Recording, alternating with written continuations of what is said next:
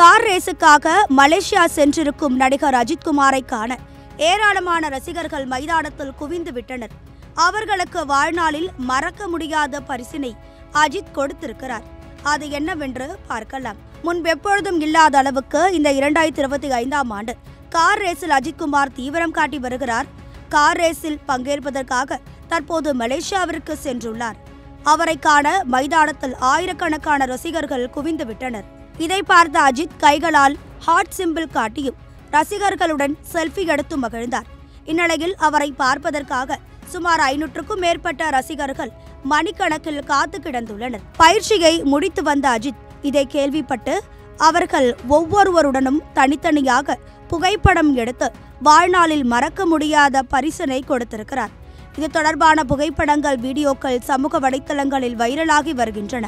இதை பார்த்த தமிழ்நாடு ரசிகர்கள் எங்களுக்கும் பார்த்து செஞ்சு விடுங்க தல என்று கோரிக்கை விடுத்து வருகின்றனர்.